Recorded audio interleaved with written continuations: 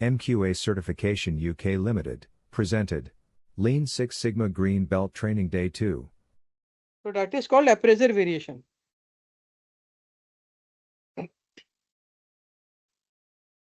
Now gauge R&R. What is gauge R&R?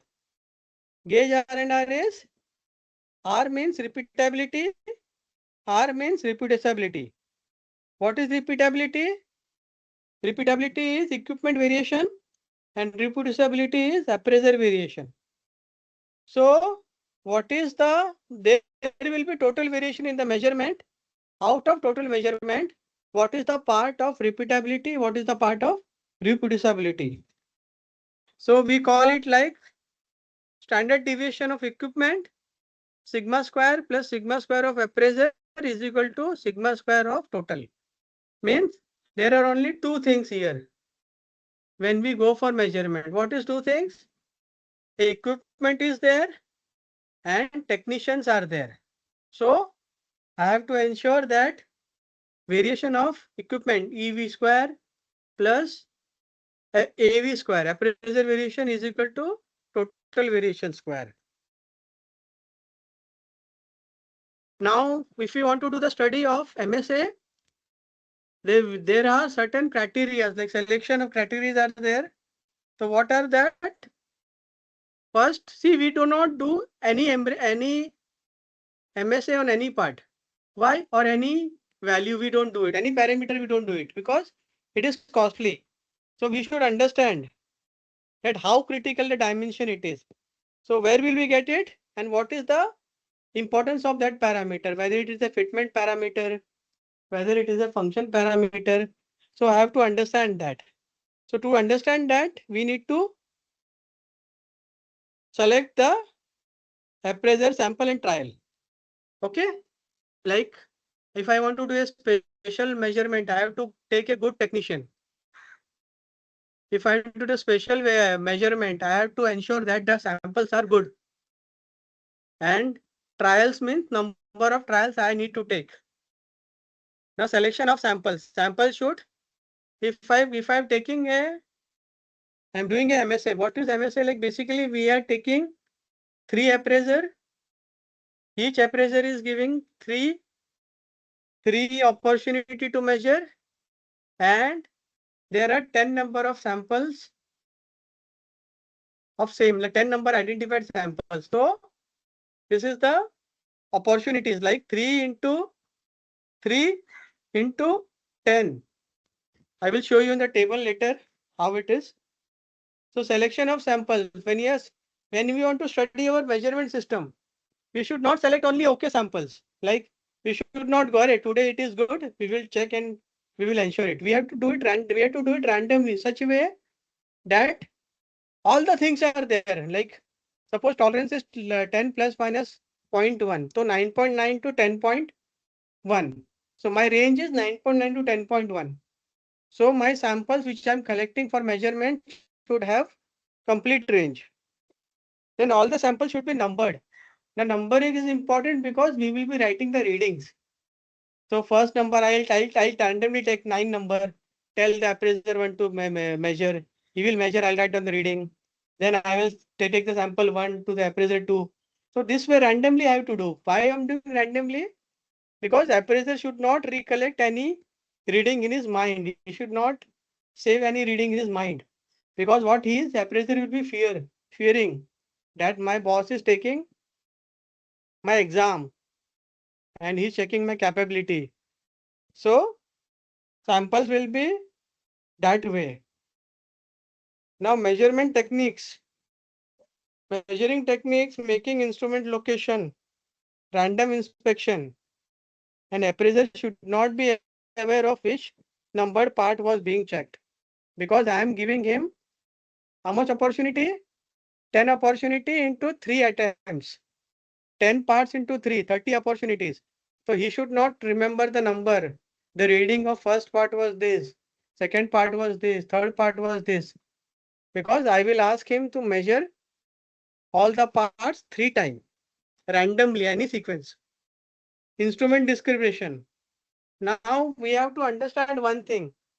This is thumb rule of measurement. What is thumb rule of measurement?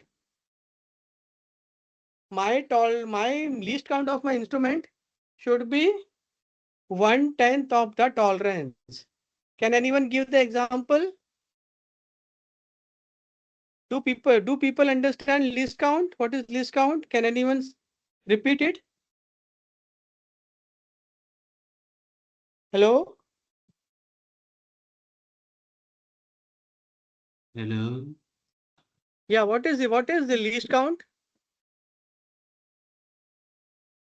Can anyone give example of the thing which I told? See, suppose if I want to measure 10, a diameter of 10 with a tolerance of plus minus 50 microns. So which instrument should I use?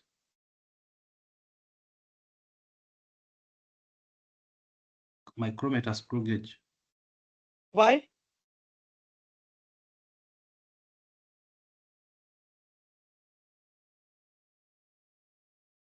What is the least count of screw gauge?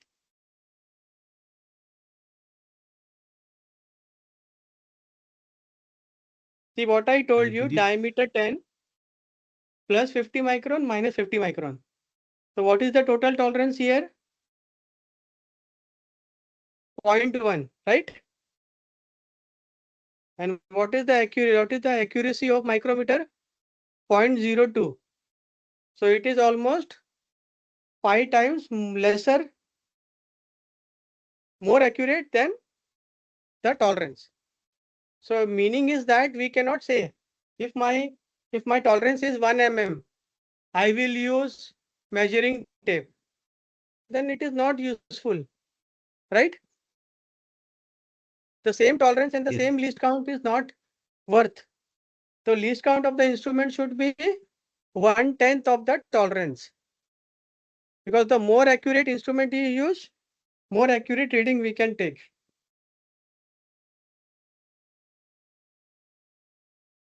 See, I told you when you're doing a gauge error, I'll show you the chart also, but I am showing you what it is. So we are doing a continuous data measuring to adjust the process.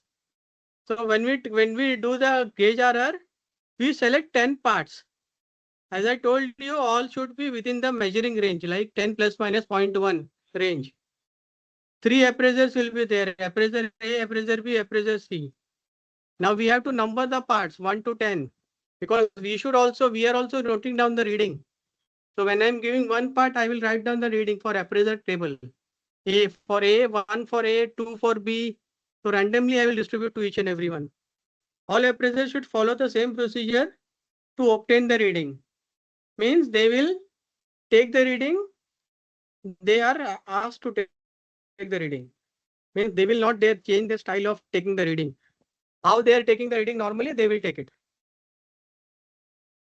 Study should be conducted in a random manner. Random manner means 1 to 1, part 1 to 1, appraiser A, part 10 to appraiser B, part 5 to appraiser C. Now they also don't know.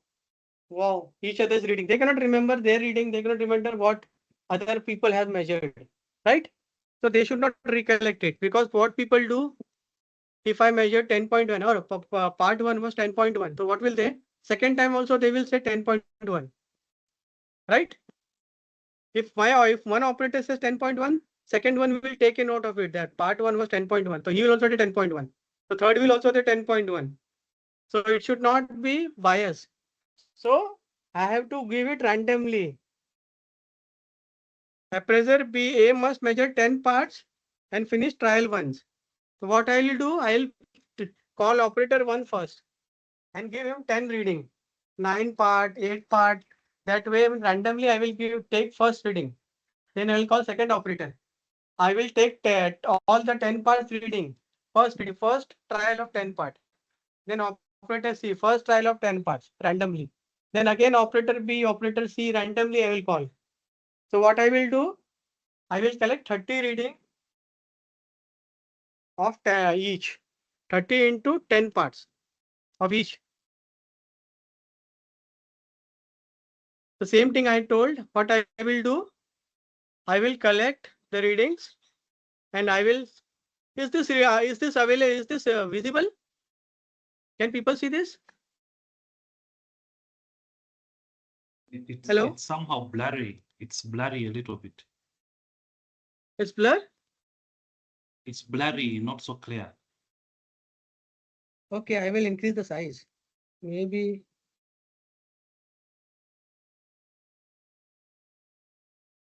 Actually, the table is very difficult to capture in the slide.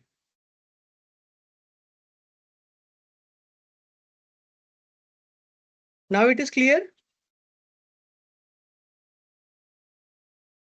You needed to expand it diagonally for it not to get blurry.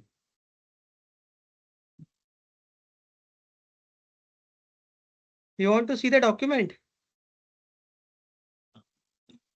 I think we can proceed on my side. Okay. I don't know what So I'll the other explain. See, members. the top section is like vernier caliper, appraiser A name, appraiser B name, appraiser C name, part number. Now, who has done the study? Who has approved the study? What is the characteristic diameter? What is the specification? 14.3 plus minus 0.1. Now here some parts, some trials, details are required. Like number of trials means each operator will check the reading 3 times. Number of parts are 10. Number of appraiser is 3. So how much it is? How much has the opportunity? 3 times are 30 and 3 900 reading. The 3 times are 30. 30 into 3 90. Okay. Now appraiser 1. 1 reading, 2 reading, 3 attempt. First attempt, second attempt, third attempt. So first attempt he will give all the readings randomly. Second attempt all the reading randomly. Third attempt all the readings. Similarly, operator 2, operator 3, all the 10 readings, 3 attempts. So what we are doing? 3 readings, average and range for each part. Now this is the number of parts 1 to 10. This is the operator, one operator 1 to 3 reading, second operator 1 to 3 reading, third operator 1 to 3 reading. And this is the average of each. So what will we do? 3 reading average range, 3 reading average range, 3 reading average range.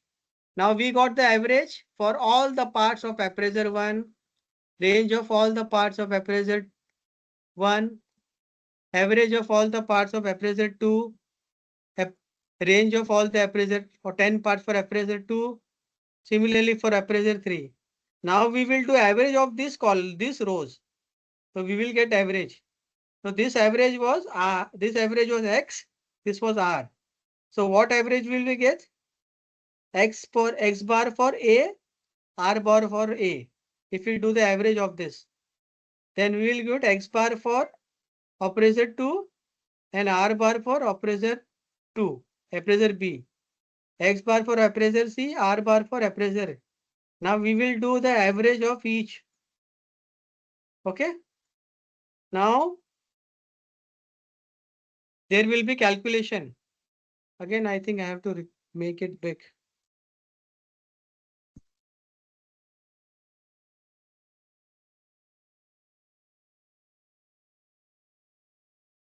So we will what will you do? We will calculate the repeatability. What is repeatability? Equipment variation. So we got the R reading, the total R into factor K1. Now K1 factor will depend on the chart. The chart K1 is 2 trial, 3 trial. We have done 3 trial. So K1 will be 0.69.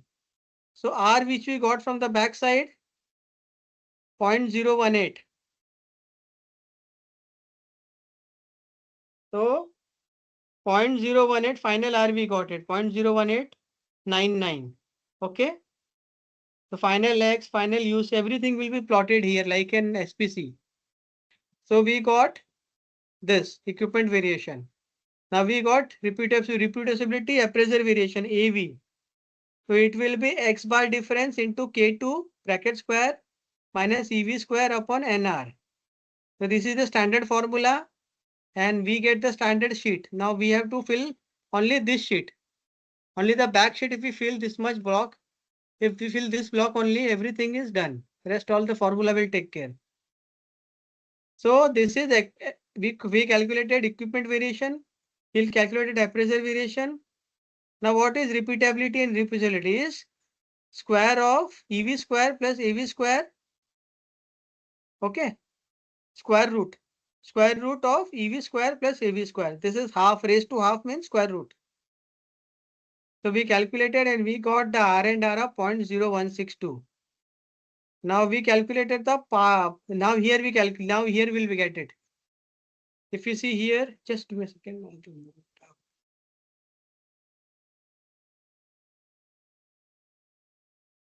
So we got 0.0183 equipment variation. Now what is equipment variation? What is percentage? 100 into EV by tolerance. What was the tolerance? Plus minus 0.1. Okay. So plus minus 0.1 is how much? Total tolerance is 0.2. So what was it? 100 into bracket EV divided by 0.2. So here we got appraisal variation from the formula and the table calculation table we get.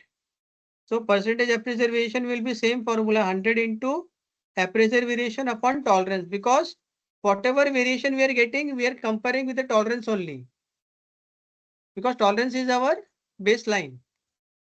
So how much variation we are getting from the baseline, we are calculating the percentage. So from the baseline from 0.2, equipment variation was 5.42%. Appraisal variation was 6.02%.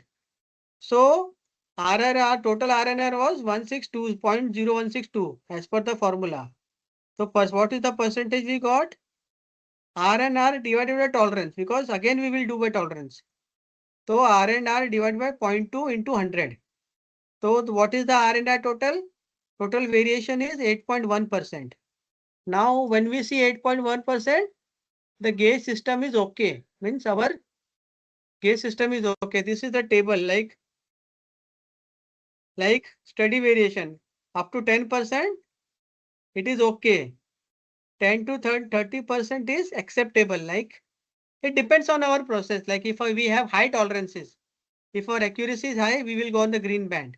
But if our accuracy is not so high, then we can accept up to 30% also. But mostly people rely on 10%. And standard says 30% is also okay. But beyond 30%, the system is wrong. So this will give you R and R. Now part variation will be, part variation we are calculating. Now part variation is range into K3. K3 is from this formula. For 10 parts, we get it. So part variation we got. Now what is total variation? Total variation will be RNS square plus part variation square. It is square root of RNS square plus part variation square. So total variation we got again the same. So we are dividing it again with tolerance to get the percentage of part variation. So part variation is 5.59. So this is where we can say that our measurement system is perfect. If there is an error, it will show you. Now some things we have to understand from this conclusion has to be done.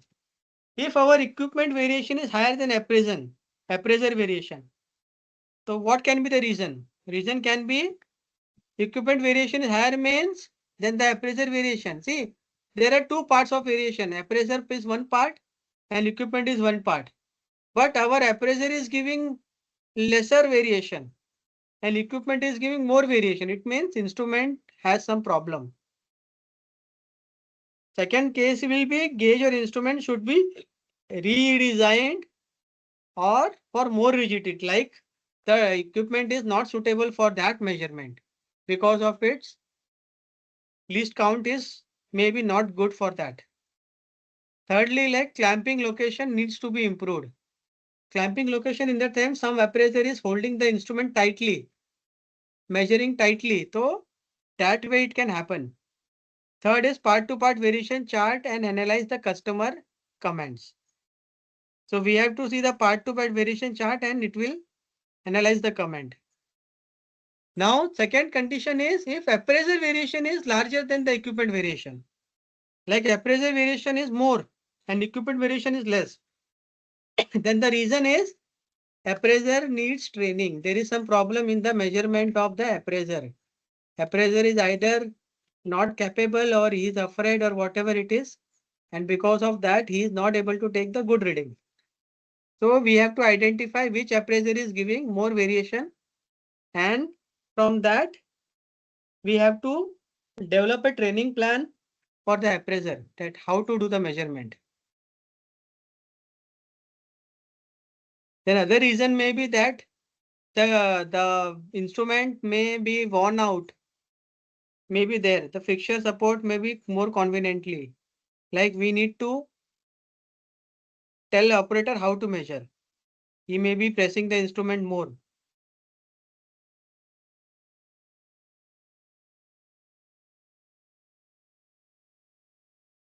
Now, when we are doing the MSA, we are doing bias study also. Bias study means, okay, we have done the measurement, we have taken 90 reading, but we have to understand that all the readings, how far it is from the target. So bias will be observed average. What is the observed average and what is the target value, target reference? So we have to calculate the bias. And from the bias, we have to calculate the percentage, like bias divided by process variation, tolerance. So we will get the percentage bias. Now, how much variation is the bias from the total tolerance? See, this is type of linearity study. Table is also available. Chart is also available. Only thing we have to put the reading. So this is linearity study. Like if I can say example, if I'm taking a vernier at 10 mm, it may give 0.01 error, 0.1 error, and 20 mm, it may give 0.02 error. So my error is increasing with length. So we have to ensure that also. So measurement system is accepted if the zero falls within the confidence interval of the bias. Okay. So we have to ensure, study the linearity also here.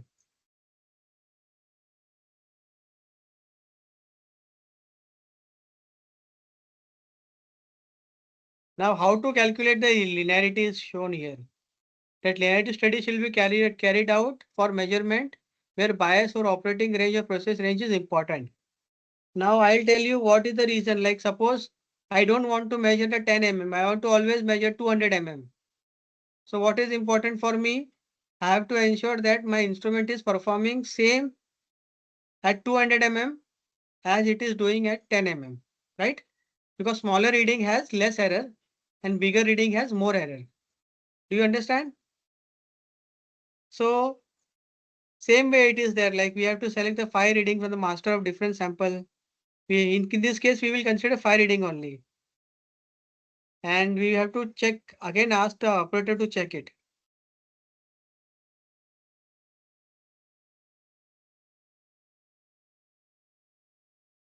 Now, if you want to refer it more in detail, you can have this manual. This is, I think, in some of the cases, it is free available also. It is Automotive Industrial Action Group, MSA Manual 3 edition. So if you search online, you will get the manual. If you want to understand what basically how actually MSA is done.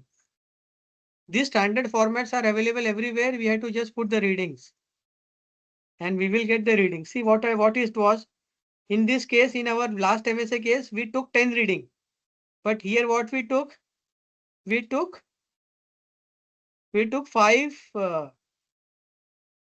five readings, like 5.92, 15.71. Then we gone for 47.89. We gone for 89. So 10 reading we took, but of different operating range. Now we will check what our measure, like we will check what our measuring is checking it 5.92, what it is reading is given. 15.71, what reading it is given. 14.79, 47.99, what reading it is giving. And it is all the same, average and range and average. And we are calculating all the standard deviation, everything. And we are understanding if our linearity is correct or not. Now stability also same. In case of gauge RNR, we took 3 reading per appraiser, and we took 10 samples. Here we are doing 3 master samples, one on the lower, one on the middle, one on the upper specification. And here I will show you the graph.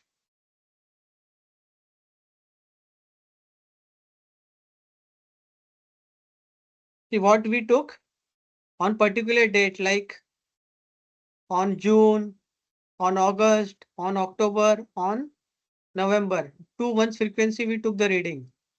How much reading we took? 3 reading. And when we took the 3 reading at different time, what we took? The measurement.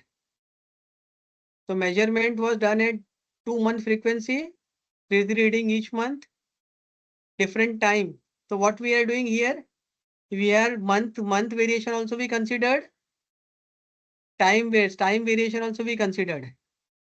And we are again plotting the chart, average, UCL, LCL, and we are saying the what is the observation and what is where it is. So this is also like a statistical tool for a conclusion of stability. If you want, I will share this PPT with you if it is allowed.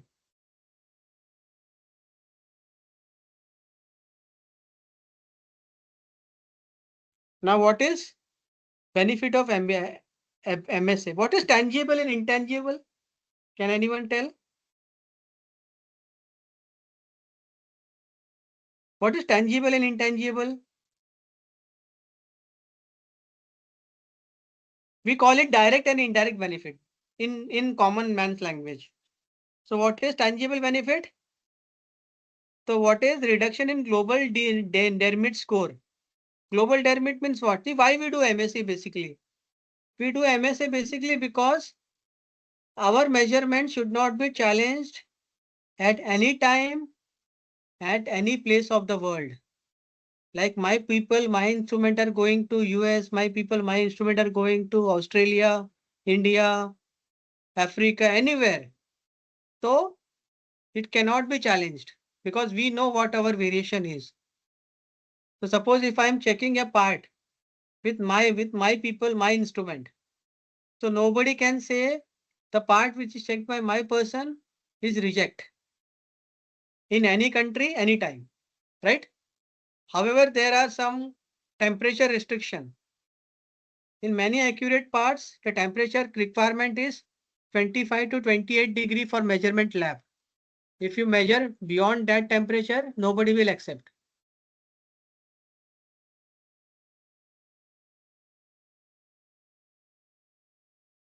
So like if I know, see what basically funda is, if I know what I'm measuring is right, I should be very confident that nobody will reject my parts. Okay. So intangible benefit is what? I'm involving operator here. So what operator will think? He will think that he is been valued.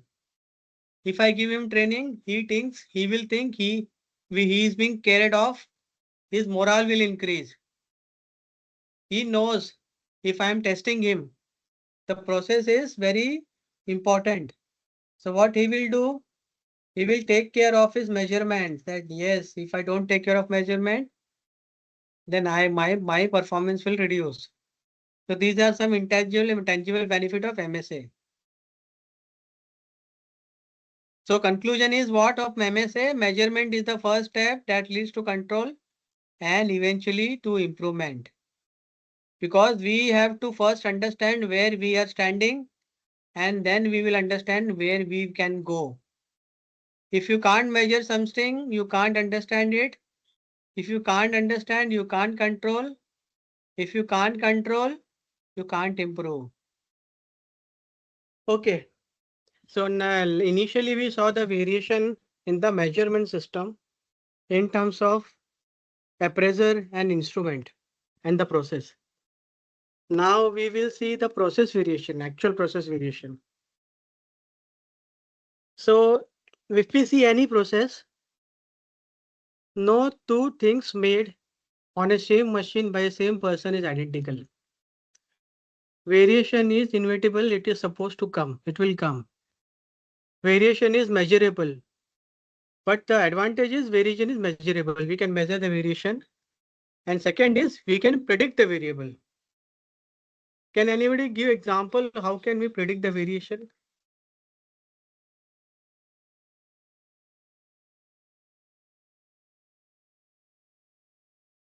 See, some of the manufacturing variable like tool wear, like when an operator is operating a machine, so he's operating from morning to evening, so efficiency get reduced. I am not saying that he will make a reject part, but obviously efficiency is reduced. So we can predict good or bad, both are produced by same process, whether it is good or bad, same machine, same operator, same process. So reduction in variation in input will reduce the defects and improve the quality. There are three basic elements of basic statistics, which is shape related to distribution. Second is the spread, which is standard deviation. Third is the location, which is range, mean, and median. So when we see the sources of variation, material, assemblies, components, suppliers, consumables, methods, procedures, machine, technology, variation, tooling, fixture, people, lack of training, experience, skill, attitude. Environment may cause like light level, humidity level, temperature, lighting. Even measuring instrument, gauging, testing can cause variation. So variation overall in terms of like statistics, it is divided into two parts: common cause of variation and special cause of variation. So what is first? We'll see the common cause. The process is stable, under control. Process outcomes are predictable. So whenever there is a common cause, we can predict it. Example like tool wear.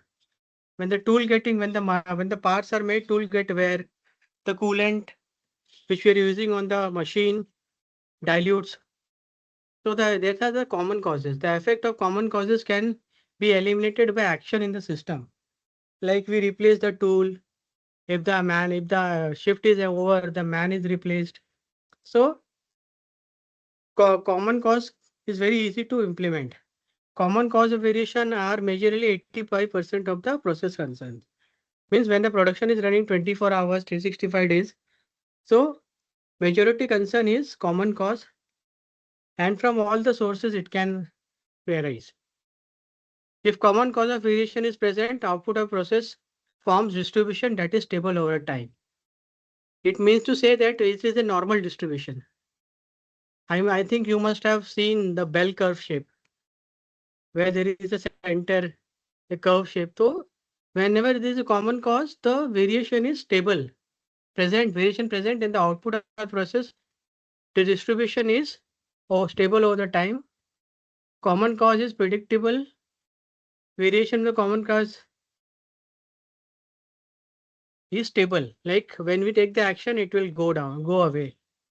Mean is unchanged. In common cause of variation, there is no change in the mean. Like the center is the same. The spread over the time is changed. Like the width of the process is changed. Suppose our tolerance is plus minus 0.1. We are making in plus minus 0.5 in the start. Then it will go to 0.6, 0.7, then 0.1. It will spread out. Only the range will spread out. The center will not change. And unchanged all the time. So common cause are poor product design, machine not suitable, inherent vibration. Vibration in the machine is one of the common cause. Special cause of variation. Now special cause is reverse of common cause and it is not stable all the time. We cannot predict what will come. Variation of special cause is unpredictable. Variation from special cause is unstable. Means changes over time. Spread changes over time. Now in special cause, mean can also shift. Process mean can also shift and spread can also change. The shape varies with time. A stable process is one of the common cause of variation at present. Behavior of stable process is predictable. Process may be stable but produce defective output. So stable process is not the end to improvement. The example of special cause is like fatigue. Sometimes operator may be ill. Some operators may not have training, lack of discipline, lack of motivation, attitude. These are special causes. In terms of plant and machine, difference in measuring devices, lack of maintenance. Methods may be like method. Some processes we not tried. Some inspection method we change.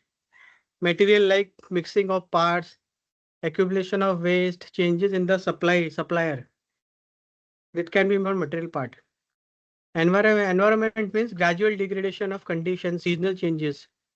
Because environment impact both machine and human, directly or indirectly.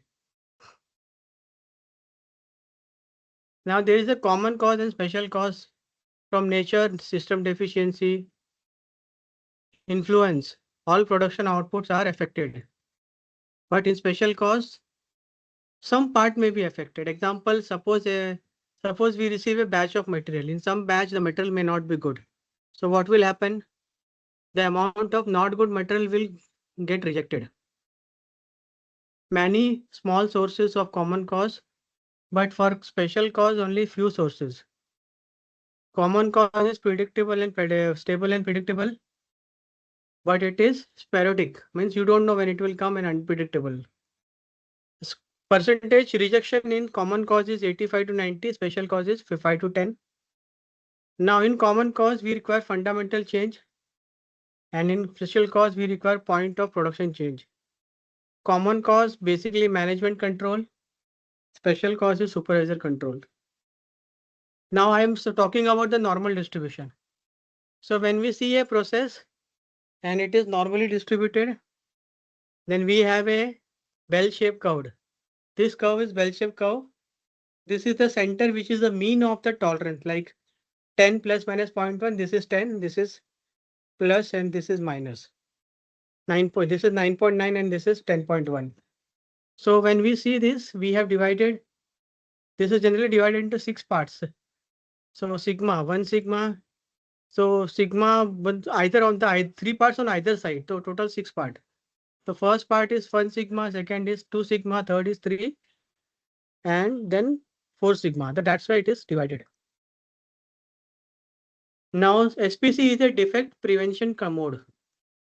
So when we see voice of the process, we see man, machine, material, method, environment as input, process system as the doing the work, process services output, customer change, identifying the change, need of expectation. Then we get the voice of customer. Again, we understand the voice. This is a cycle, complete cycle. Again, we understand the voice of the customer and we modify the voice of the process. Now we have a lot of control charts where we have, like, for attribute, we discuss of the data. Attribute means which is go, no go, yes, no. Variable means quantifiable.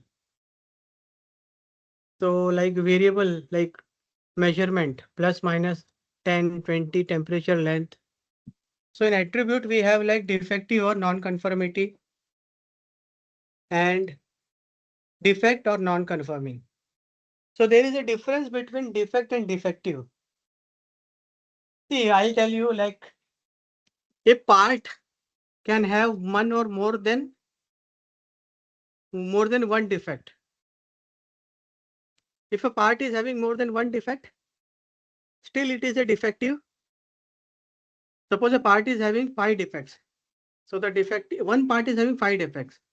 So number of defects will be 5, but number of defective will be still 1 because one part is rejected. So this is the difference between defective and defect. So when we talk about defective, we have constants. We generally consider the constant sample size, what we check.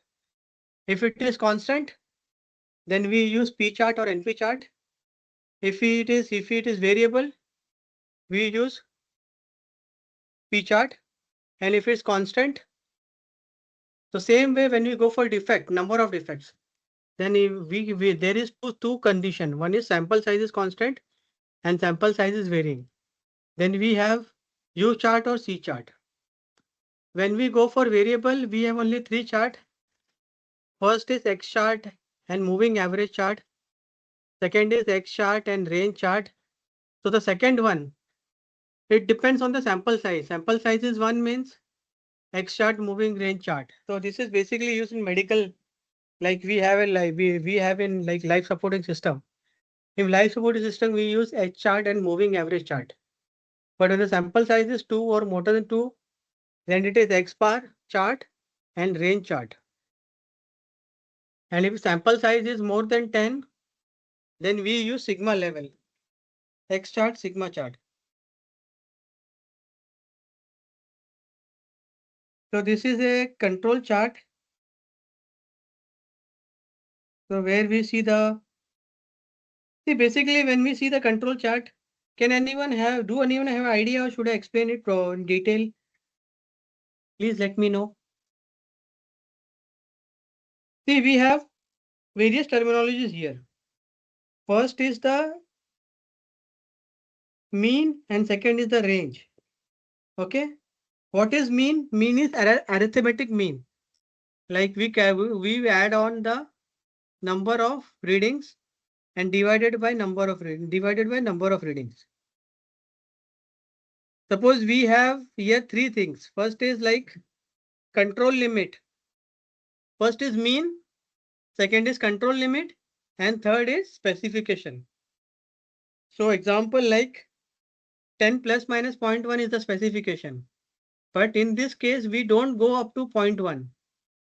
We use 10 plus minus 0.6 or 0.7 because we want to have certain range which is for special cause. Okay. So upper control limit, lower control limit, middle is range, mean, and this is like this chart. The first chart is showing the central tendency of the process. Like what is central tendency? My readings are how far from the center. So this is gone out. So this is like this is still accepted but rejected. Like we will do the correction here because we don't use the full tolerance here. So we use 70% of tolerance in SPC. Theoretically in SPC we use 70% of the tolerance. So we correct, again we bring down, again it flows, it goes up and down. So this is the central tendency. So X bar measures the central tendency of the process. How much is the process away from the center? Second is the range. Second chart is the range chart. We call it range because what is the width? It shows the width of the process. How much is my width? Suppose my width of the total tolerance is plus minus 0.1 is 0.2. So out of 0.2, how much I am using? I am using 0.2, like 0.1, 0.15, 0.12. So this shows the width. So this is a sample of control chart. Now some of the like measures which we see is like whenever we see the statistics, we have central tendency, we have variability, and some measure for normality testing. Skewness and kurtosis is for normality testing because once we test the data should be normal. Otherwise, we cannot have any action on it. So there may be some outliers which make it out of normal. So we have to identify the outlier, correct the data and make it normal again. So central tendency is mean, mode, medium. Variability is range, interquartile range, variance and standard deviation. So what is mean? Median is middle value. It is 50% of percentile. Mode is most frequently occurring and mean means arithmetic average. So here like in this chart 16 first case. So 16 is the most, first of all is the data we have. Then we sorted the data. We arrange, first of all what we'll do, we have data, we will arrange the data in the ascending order. Okay. Then we arrange this data in ascending order. Then we find that 16 is the median. 16 is the most repeating number.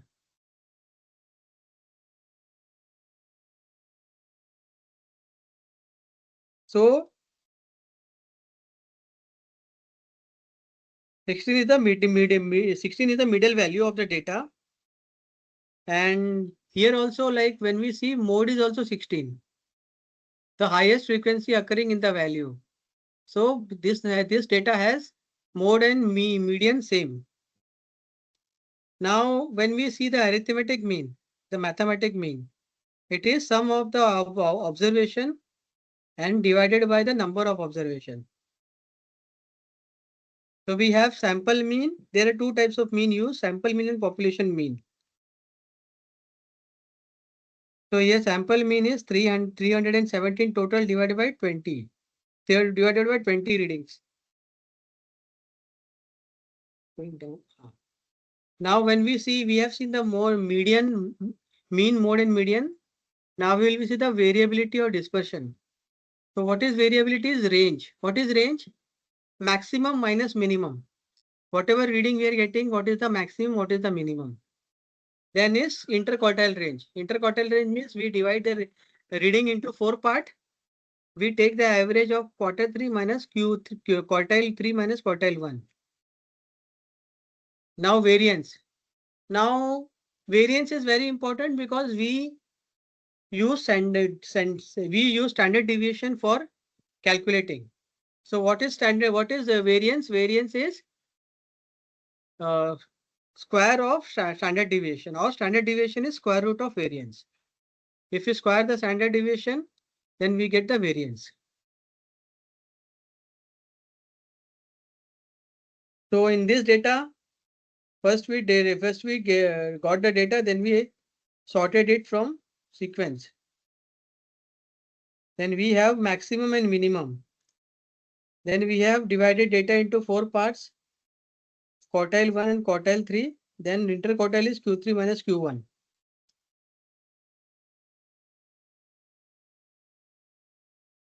Now there are two types of standard deviation we generally use. One is for population and one is for sample variance. Because in manufacturing, there are two types of manufacturing. One is continuous manufacturing, another is batch manufacturing. So in batch manufacturing, we consider the population, while in continuous manufacturing, we consider the sample variance. So sigma is the population variance and S is the sample variance. Only difference is n minus 1 here. Rest all the formula is same. So in sample, we use X term X.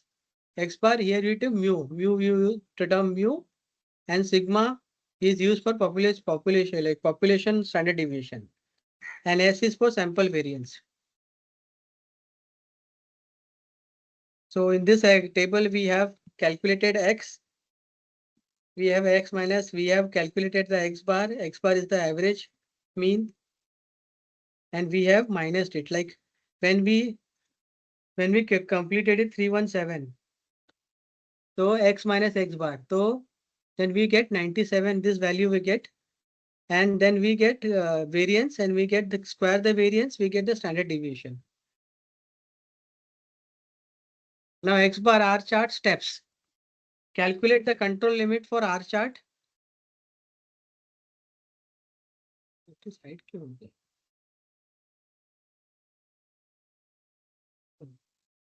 Sorry, the slide has been.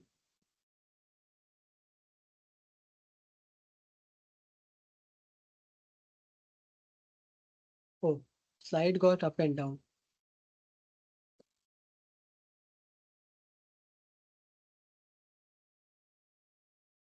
So we will see now what is SPC. SPC is basically stand for statistical. We using statistical method for process, and what we do, we control. So in what will process, what we ask, like what is the different process, how we control it. So when we go for statistical, what does it mean? Like it is never the exact value. Predict value based on more than one of the observed data. Estimation is based on small data sample from whole. Valid from average performance. Conclusion based on past performance. So whenever we want to analyze this data, we use SPC. So in SPC, what we do to correct to what? How much we means what SPC determine? SPC determines that how much we are shifting from the mean, how much we have to move towards the center, so that my process is within the center control. So how bad we are, how far we are, how fast we need to correct the situation. So primary step is determine the characteristics. Now we don't do SPC on everything because it is a costly affair. So where we get the input of SPC? We get the input of SPC from the drawing, basically drawing or customer specification. Like customer identifies the critical parameter. We call it CTQ parameter. So CTQ parameter is either defined by the customer or it is defined by the design. So we do only for that parameter. Now operation definition or characteristics are gathered, like what is the process, what is the characteristics, what is definition, what is where and how, what condition it is. Then for doing SPC, we have to define the measurement system also, like we have to use the calibrated instrument. The technician should be trained to do the SPC, otherwise he will make an error. Minimize the unnecessary variation. Like sometimes it happens that we should not rely on one data. Suppose if I take all the reading of one shift, so it will not give me the clear picture.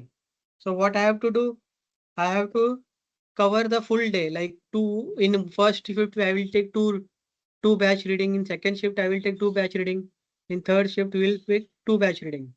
So what will it ensure? It will ensure that the variation, all the variation is covered. Now ensure the selection scheme appropriate to detecting the special cause. Okay. And the X bar R chart step. So X bar R chart step, we have different methods, like we saw single sample size from 2 to 10, and sample size more than 10. In manufacturing also, we have standardized, like we use standard sample of 5, standard sample size of 5. So we need to know, because it is economical also. If we increase the sample size, we will get the same value. So it is not feasible, not advisable to increase the number of sample, which will increase the cost. So we need 5 samples. We plot the average. We write the 5 readings. We take the average of each 5 reading. Like morning shift, we took 5 reading. We took the average. We determine the mean. Then second shift, we took 5 reading. We determine the average. We determine the mean, and then we start plotting it. Now the gap depends on how the organization is defined, because sometimes it happens that all the processes are not running continuously. The production is keep on changing. So according to the process, we have to change the recording system also. Calculate the range and determine the central line for R. It has two parameter which I told. X bar and R chart. X bar chart and R chart. So what X bar will have? X bar will have upper control limit for X. It will have mean for X, lower control limit for X, and our reading should be between these control limits. Similarly, we have R bar chart for range. In range, we will have central line of the range. In range, only one thing is common. Our lower control limit will be 0 always. D4 by R bar, it's always 0. Because in range, what we want? We want the minimum range. So 0 is better, 0 is the best. So we start our minimum from 0 to upper control limit for R bar. Now we calculate the control limit for R chart plot. I told plot the UCL is upper control limit, lower control limit, and central line. Central line means the mean. For what? For X bar and range chart. Then interpret the statistical control, identify special cause if any, interpret control like we have to identify, like if some reading is going up or down or some variation pattern is observed, then we can identify the special cause. See what generally happens, if it is a common cause, then it will show a trend. It will go up either upward or it will go either downward at uniform, like it will not suddenly go up. It will uniformly go up, uniformly go down. Then we have to correct. Again we correct, it come down. Again it will go up uniformly. So it will basically meaning that the common cause will just be part of the process, which we cannot avoid. What we have to avoid is the special cause. So whenever there is a special cause, the readings, the graph will show automatically. We can understand the graph from seeing the graph. So this is, I guess, is visible or not? It's visible. Not so clear. So what I was talking was like X. This is one chart, X bar chart. This is R bar chart. So what we do in different time frame, different date, different time, we took 5 reading. Each time this is continuous reading, means we will take 5 continuous part from day 1 at 12 p.m. example I'm taking. And here we have taken the frequency fixed. Like we will take every day at 12 p.m. So we will take 12 continuous 5 parts. We will write down the reading. This is X bar is basically average of these 5 readings. This range is a range of this 5 reading. In this manner, we will continuously monitor till it is, most of the companies do it continuously because in continuous production, you don't know. So it has like, there are 2 things. Control limits, we have 2 controls. This is upper control limit, which is upper control limit basically means the value at which we need to control. If my chart goes here, if I suppose my, see it is 120, right? If you see 120 is the specification limit. So 120 specification limit means if it is go beyond 120, then only it is reject. But even it is like 115, above 115, then it will go in red, it will go in orange zone. So what will orange zone show? That we need correction. It is not reject. It is rejected only after specification limit. What is upper specification limit? It is tolerance, upper tolerance, and lower specification limit is lower tolerance. Control limit is upper value which we want to control in X, and lower control limit is lower value which control in X. So there is a formula for that. Now when we calculate X bar and R bar, we get X double bar and R bar. So when we get it, we get X double bar plus A2 R bar. So this is from R bar we get this average here, and A2 A2 is from standard. We calculate A2 from standard. This is A2 and D4. So if sample size is 5, so it is 0.558. So from this we calculate the X bar for UCL for X. UCL for X and LCL for X. Always remember for X bar mean is mean. We don't calculate the mean. It is the theoretical mean.